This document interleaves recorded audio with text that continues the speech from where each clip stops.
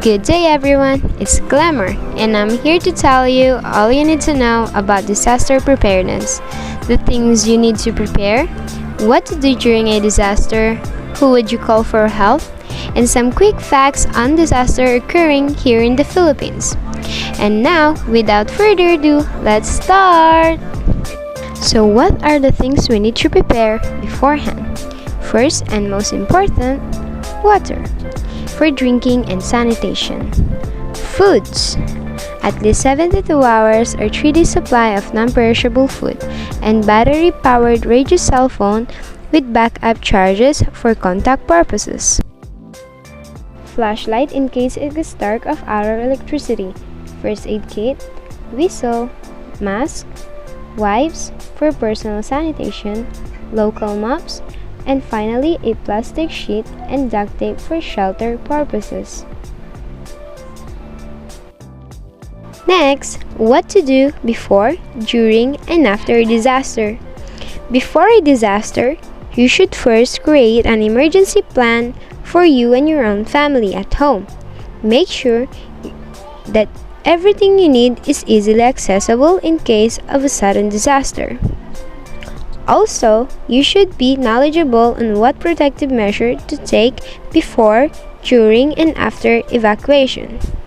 This is a preparation for whatever type of evacuation that will be carried out in your specific area.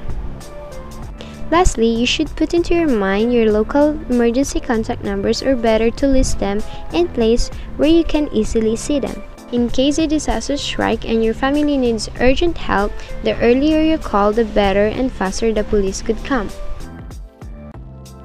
Now, during a disaster, please put into your mind that stay calm and do not panic, so you can think straight and better. Also, you can properly think wise decisions that could reflect your actions. After you call the local authority, wait calmly until they arrive.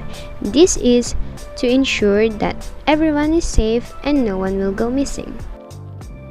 Finally, after the disaster strike, check in with the authority to know that you're safe and find a place to stay, and also always listen to the authorities for instructions.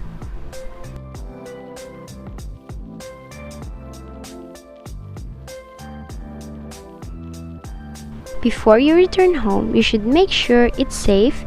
If you encounter problems financially, reach out to your local relief organization for assistance.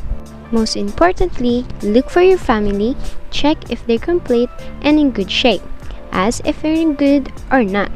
This is important so that each member of the family will cooperate and cope with their feelings after a disaster.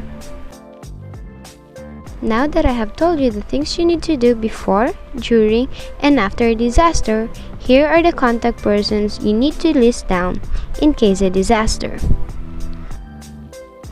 Your family,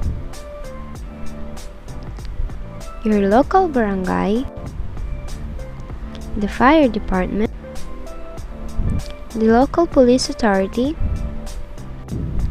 your local hospital, and the National Emergency Hotline, or in the Philippines, it is 911. And that's all you need to list down before, during, and after a disaster. And now, I will be providing you with some quick facts related to disaster in the Philippines. First, the Philippines is surrounded by lots of volcanoes, or the Pacific Ring of Fire, a 40-kilometer long U-shaped fault zone in the Pacific Ocean, making us vulnerable to earthquakes and volcanic eruptions. Number 2. Aside from the COVID-19 pandemic, 2 major disasters occurred in the country: the typhoon and the volcanic eruption in Taal, which affect the Philippines. So that no gatherings, home-based work, no travels, and that brings down the Philippine economy unit. And lastly, number 3, the local government in the Philippines are the one who are responsible for rehabilitating the society and rebuilding infrastructure from the aftermath or natural disaster.